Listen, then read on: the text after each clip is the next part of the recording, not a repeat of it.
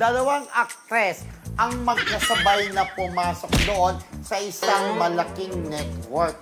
Laging bida sila noon sa mga project na ginagawa nila sa network at may pagkakataon pa na nagkakasama sila sa mga proyekto. Later on ay pinagsasabong na sila lalo na pareho na silang nagkaroon ng fandom.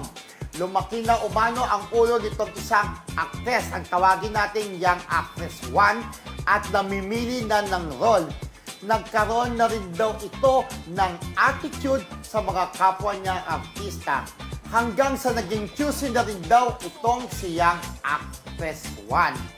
Si Young Actress to naman ay patuloy pa rin ang pagdating sa kanya ng mga project dahil mga friendship, sabi wala tong attitude at marunong makisama sa kanyang mga kapwa artista. Ito naman si Young Actress 1 po, mga friendship, nagkakaroon na ng mga project pero pang smorgasbord lang. Kumbaga, one of those na lang siya dahil nga sa sinasabing kanyang attitude.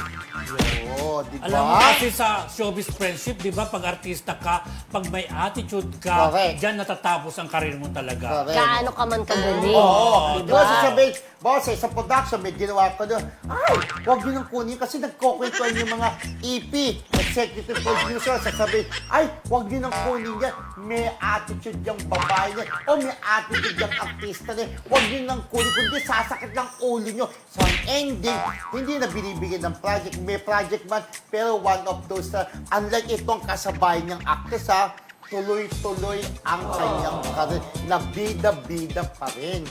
Diba? Kasi magre-rate ang mga show nung ano In fairness yung sa kanya. pulpulan na actress, di ba? Ah. Yung isang may attitude kasi friendship, hindi naman yata nagre-rate yung mga show niya dati. Correct. Meron ng mga... Ngayon, Clue! Clue! Itong Young Actress 1 na di umano yung may attitude, kaya hindi na nabibigyan ng project o nagbibida dahil nga sa umano yung may attitude at mahaba ang kanyang buhok. Pero, may talent siya bukod sa Tama, clue yun? Ito, bukod sa pag-acting, may talent din naman siya sa ibang klase ng trabaho. Bukod sa acting, may talent din siya sa ibang klase ng trabaho. Kaya nabibigyan siya ng ibang project. Okay. Pero mahusay din naman tong actress na to. Kaya lang sabi nga may attitude di umano, di ba?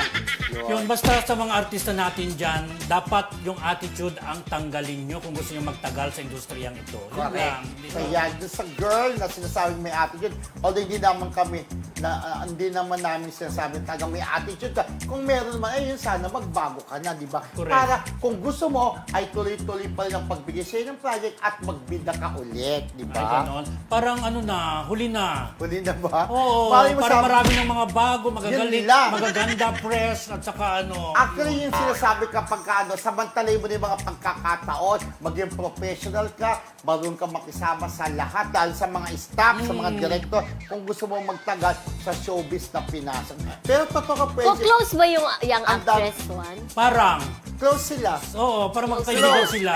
Oo. Hindi, sa ating tatlo. Ay, wala. Meron ba siyang close? Si Young Actress 1. Wala. Doon sa iba. Mamaya, tanong yung, pero parang ramdam ko parang mayroon. Sa ating tatlo. Oo, ewan ko, check natin mamaya. Close na ako doon. Kung tama yung nasa utak ko, ha? Mag-usap tayo mamaya. okay. Anyway, so yan, wala na po kasi itong Young Actress 1 na tinutukoy namin na di umano'y may attitude at ayun nga po, hindi na nabibigyan ng project ng network na siya ang bida. Ayan. Wala na mga classmates!